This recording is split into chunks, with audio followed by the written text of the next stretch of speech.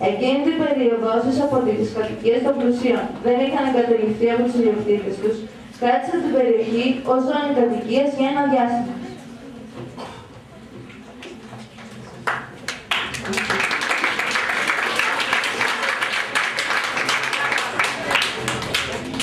Το 1852 η περιοχή δεν είχε ενσωματωθεί ακόμα στον ιστό της πόλης. Τη χρονιά αυτή, το μισοτελειωμένο κτίριο του κατακουσμού αγοράστηκε από την μετρική εταιρεία Μπράμπερ για να λειτουργήσει εκεί ατμοκίνητο εργοστάσιο μεταξουργίας, διότι στην Ελλάδα υπήρχε άφθονη η πρώτη ύλη, μουριές και κουκούλια, και στη συγκεκριμένη περιοχή το νερό ήταν αρκετό για την κίνηση των μηχανών. Η αγγλική εταιρεία έφερε στην Αθήνα τη νέα βιομηχανική ευρωπαϊκή τεχνολογία, αλλά δεν κατάφερε να λειτουργήσει το εργοστάσιο, διότι πάνω στον χρόνο πτώχευσε. Εκείνη τη χρονιά στην Αθήνα υπήρχε μεγάλο πρόβλημα από τη μεταδοτική ασθένεια χολέρα και το κτίριο λειτουργήσε για λίγο καιρό ως νοσοκομείο χολεριώδου. Τελικά, το 1854, το κτίριο με τα μηχανήματα αναπηρισμού της μετάξης μεταβιβάζεται σε μια ομάδα Ελλήνων επιχειρηματιών, οι οποίοι ιδρύουν τη Σχετική Εταιρεία της Ελλάδος με σκοπό να λειτουργήσουν το εργοστάσιο μεταξουργίας. Ήταν το πρώτο και το μεγαλύτερο ατμοκίνητο εργοστάσιο μεταξουργίας στην Ελλάδα.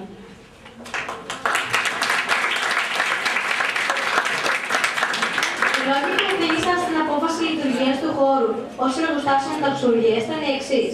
Πρώτον, υπήρχε η πρώτη ύλη και αρκετό νερό, με τον ρυθμό του οποίου θα κινούνταν οι μηχανές. Δεύτερον, υπήρχε εμπειρία στο θέμα λόγω της παραδοσιακής επεξεργασίας σε οικοτεχνική βάση. Τρίτον, το κτίριο ήταν κοντά, αλλά και συγχρόνως έξω από την πόλη. Τέταρτον, ο κυριότερος όμως λόγος φαίνεται να ήταν το κτίριο με όλο του τον εξοπλισμό αγοράστηκε από τους μετόχους της ειδικής εταιρείας σε πολύ χαμηλή τιμή.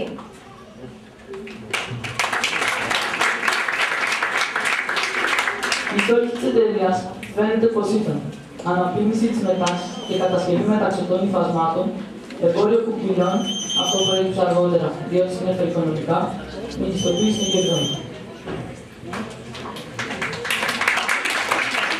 Το εργοστάσιο λειτουργήσε για 20 χρόνια. Στα πρώτα 10 πήγε σχετικά καλά. Στα επόμενα 10 όμως παρουσιάζει πολλά προβλήματα και τελικά κλείνει οριστικά το 1875. Αυτό συνέβη διότι την περίοδο εκείνη δεν υπήρχε ευνοϊκή νομοθεσία για την πρόοδο της μεταξυκλωσίας στην Ελλάδα. Υπήρξε γενικότερη κρίση στον τομέα της μεταξυκλωσίας λόγω της εμφάνισης του αγιών από τη μία και από την άλλη λόγω της ασθένειας των μεταξυσκολίκων που επέφεραν αρνητικές επιπτώσεις στα οικονομικά των επιχειρήσεων. Ύστερα συνέβαλε και το τελεαστικό της απόκτησης του εργοστασίου σε πολύ χαμηλή τιμή, παρά το ότι έγινε σωστός υπολογισμός των παραγόντων παραγωγής και διάθεσης του παραγόμενου προϊόντος, όπως επίσης και των τάσεων καταναλωτικού κοινού.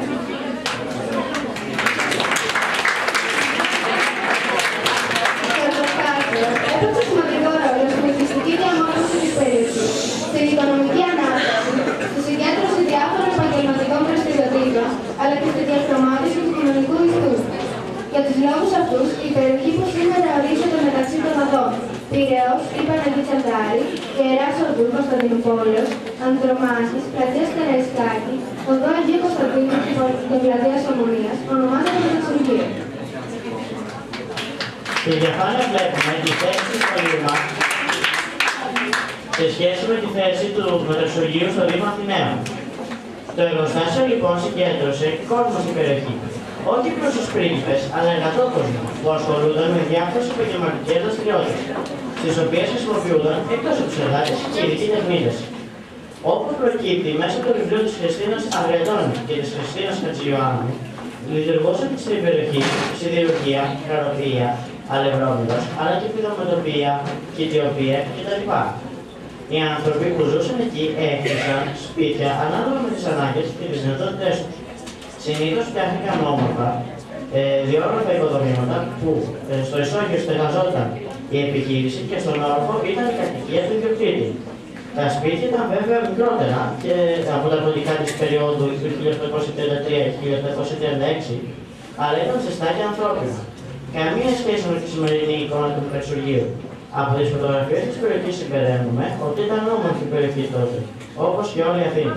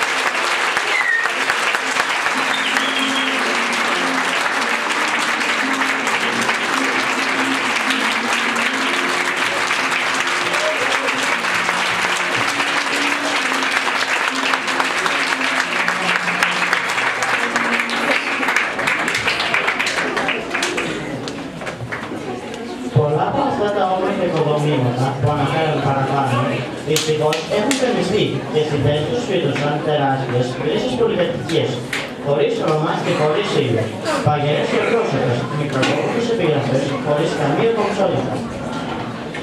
Κάποιοι ευτυχώς αντιστάθηκαν στην κατεδάφιση για διαφόρους λόγους και στέκονται σήμερα στην περιοχή του μεταξουργείου Χριστά, έρων και παραμελημένων. Σιγά σιγά ρημάζονται από διαφόρους περιστασιακούς ενίκους που φυσικά δεν δίνουν κανένα στοιχείο σεβασμού. Έτσι δημιουργείται μια αρνητική εικόνα για την περιοχή, που και σε συνδυασμό με τις ιδιαίτερες νυχτερινές δραστηριότητες που αναπτύσσονται εκεί, με τίποτα δεν σου κάνει όρεξη να κάνεις μια βόλτα στην περιοχή. Όσο μάλλον να σε ελπίσει να κατασταθεί σε κάποιο σημείο, έστω και το κόστος είναι πολύ χαμηλό.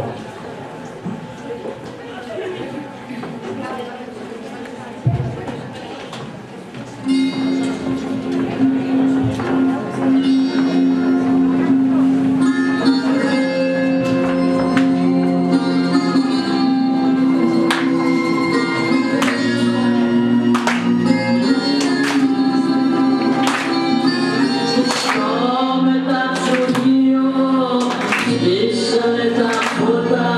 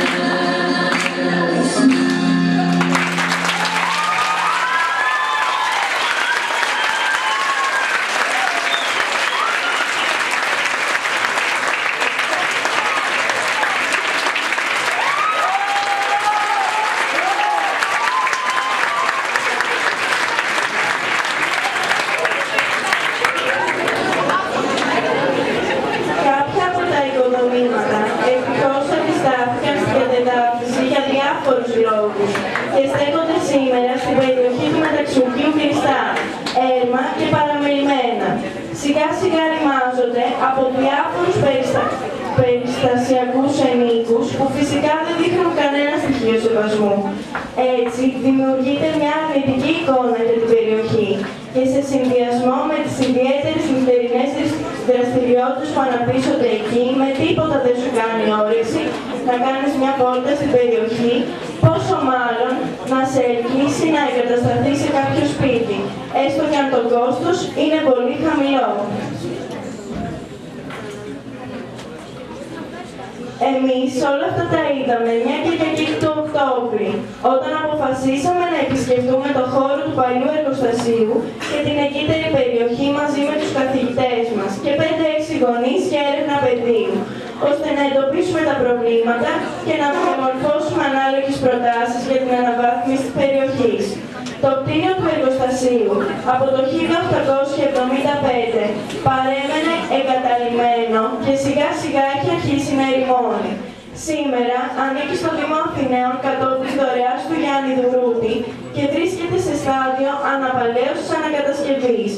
Στους χώρους του πρόκειται να στεγαστεί η Δημοτική Πινακοθήκη της πόλης μας και αυτό μπορεί να λειτουργήσει ως μαγνήτη σχετικά με την επισκεψιμότητα του χώρου, αλλά και να συμβάλλει στην αλλαγή της ταυτότητας περιοχής.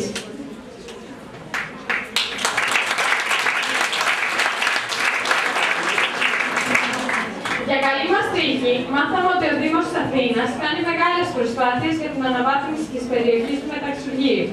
Τρέχει συγκεκριμένο πρόγραμμα ΜΙΑ, Μονάδα Υποστήριξης Αξιολόγησης.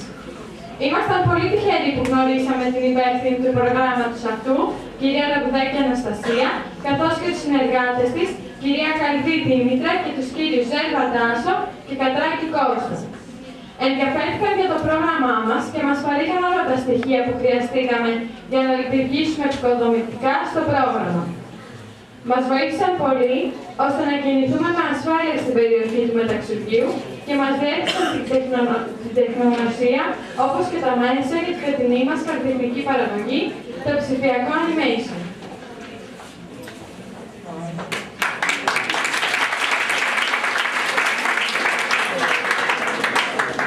Ήρθε μαζί μας η περιήγηση που κάναμε στο Μεταξουργείο, φρόντισαν την ασφάλειά μας και όταν φτάσαμε εκεί, στην πλατεία Αυλή και το παλιό εργοστάσιο μας έκανε την έκπληξη. Είχαν ενημερώσει ειδικά τον κύριο Τσκλαμάνη, τον Δήμαρχο της Αθήνας, τον οποίο συναντήσαμε εκεί.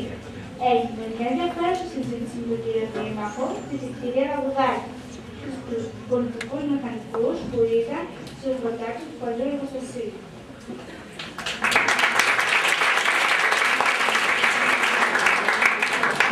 Κατά την περιήγησή μας στο Μεταξουργείο την Κυριακή, 18 Οκτωβρίου 2009, το χώρο του εργοστασίου τον είδαμε όπως φαίνεται στις εικόνες.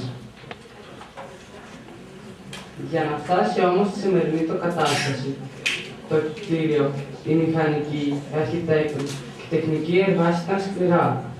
Βλέπουμε εδώ ανάλογες φάσεις των εργασιών από το φωτογραφικό υλικό που μας έδωσε ο εργοταξίαρχος πολιτικός μηχανικός κ. Παναγιτόπουλος και τον οποίο ευχαριστούμε πολύ.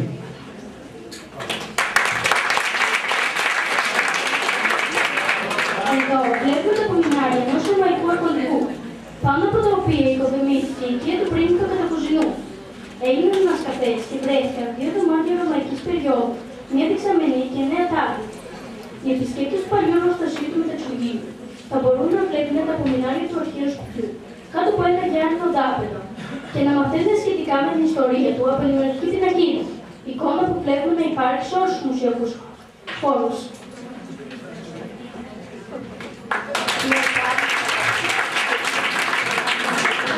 Μετά από την ξενάγηση στον χώρο, μας περίμενε και δεύτερη έκπληξη. Η συνάντηση με τον κύριο Δουρούτη Γιάννη, ο οποίος είναι και ο εκπαιδευτής της Διοίκησης του Εργοστασίου.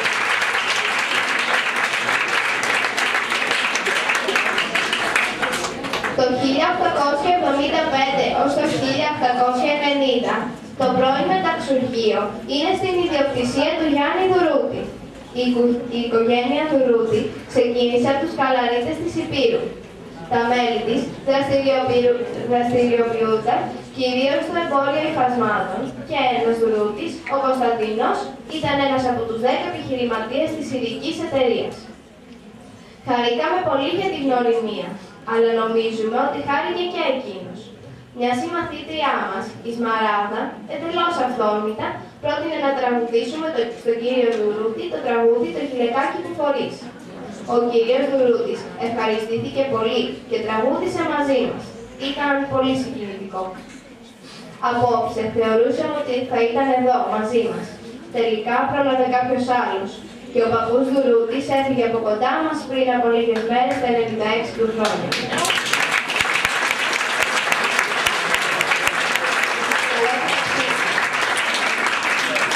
Καλό του ταξίδι. Η συμπαράσταση του Δήμου στη δραστηριότητά μας ήταν μεγάλη. Γι' αυτό ευχαριστούμε την κυρία Λαγουδάκη και τους συνεργάτες της. Ιδιαίτερα όμως ευχαριστούμε τον Δήμαρχο της πόλης των Αθηνών, τον κύριο Νικήτα Κακλαμάνη, ο οποίος όχι μόνο εμπιστεύτηκε τη δουλειά μας, αλλά μας έκανε και την τιμή να έρθει μαζί μας στην εκπαιδευτική επίσκεψη που κάναμε στο Μεταξουργείο στις 18 Δεκάτου του 2009. Κυριακή πρωί και ανάμεσά μας ο Δήμαρχος της Αθήνας είναι εικόνα υπέροχη, που δεν τη συνταγάς εύκολα.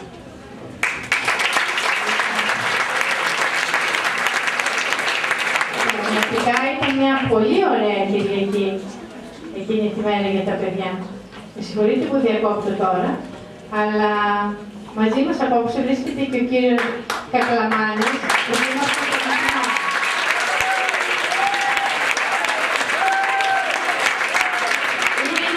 Κύριε Δήμαρχε, όπως βλέπετε, είσαστε ιδιαίτερα αγαπητός στα παιδιά. Εγώ το πήρα αρκά καβάλιο ότι μπήκατε στην αίθουσα, έτσι συμβαίνει πάντα. Λοιπόν, συνεχίζουμε.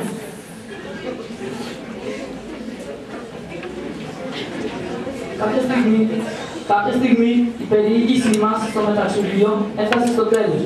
Αφού φωτογραφίσαμε ό,τι θεωρήσαμε χρήσιμο για την εργασία μας, χαιρετήσαμε τους φίλους μας και πήραμε τον δρόμο της επιστροφής. Όταν φύγαμε, τύχη μεσημεριάς. Πεινούσαμε. Έτσι, κάναμε μια στάση στο μοναστηράκι, στο γνωστό Θανάση, για... Καταλαβαίνετε τώρα εσείς.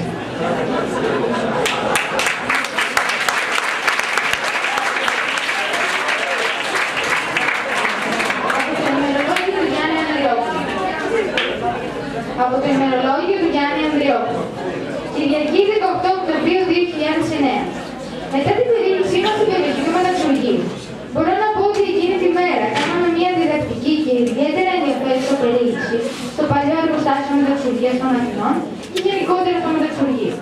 Δυστυχώς, αντιληφθήκαμε και αρκετά δυσάρεστα, αφού είδαμε να κυριαρχεί των παιδιών, μεγάλες οικοδομές που κρύβουν τον ήλιο και σκηνές που μαρτυρούν την καθημερινή κατάσταση που επικρατεί στην περιοχή. Εύχομαι οι δραστηριότητες μας να επηρεάσουν ανθρώπους οι οποίοι μπορούν να πάρουν αποφάσεις με στόχο την αναβάθμιση της περιοχής. Από το ημερολόγιο Κυριακή 18 Δεκάτου 2009. Πλατεία Αυγής. Η περιοχή δεν φαίνεται να έχει και την καλύτερη αισθητική, αφού τα περισσότερα σπίτια φαίνεται να είναι παρατημένα από τους ιδιοκτήτες τους. Για να καλυτερέψει αυτή η εικόνα, εκτός από τον έλεγχο στη χρήση των χώρων, όπως είπε ο κύριος Δήμαρχος, νομίζω ότι χρειάζεται να κληθούν οι ιδιοκτήτες τους και να ενδιαφερθούν κατά όπως πρέπει. Αυτό βέβαια δεν θα αργήσει να συμβεί και οι ιδιοκτήτες θα αρχίσουν να ενδιαφέρονται από μόνοι τους, μιας και η περιοχή αρχίζει να αποκτά αξία λόγω της αναπαλαίωσης του παλιού εργοστασίου. Ήδη παρατηρείται άνοδος των τιμών στις νέες πολυκατοικίες που χτίζονται στην περιοχή. Περπατώντας ανάμεσα στα δρομάκια, μπορείς να παρατηρήσεις ότι υπάρχουν πολλά παλιά και καινούργια μαγαζιά. Αρκετά από αυτά τα έχουν Κινέζοι, όπως το τεράστιο κτίριο στις οδούς Μαραθώνος και Εχισιλάου, το οποίο δεν έχει καμία αισθητική και σκεπάζει με τον ίσιο του τα πάντα τριγύρω. Εμείς αυτό το κτίριο το χαρακτηρίσαμε ως έκδρομα. Εντύπωση μου έκανε που δεν είδαμε υποδομή για τους νέους και τους αλλοεθνείς κατοίκους της περιοχής.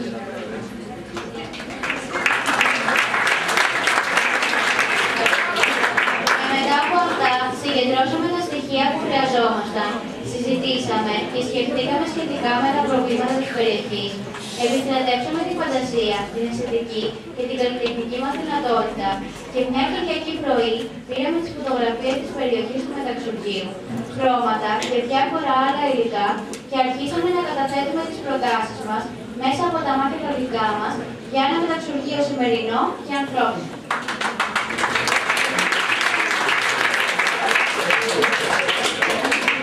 Από το ημερολόγιο, Κυριακή 25 Οκτωβρίου 2009. Ο μουδός καιρός, η αλλαγή της ώρας και η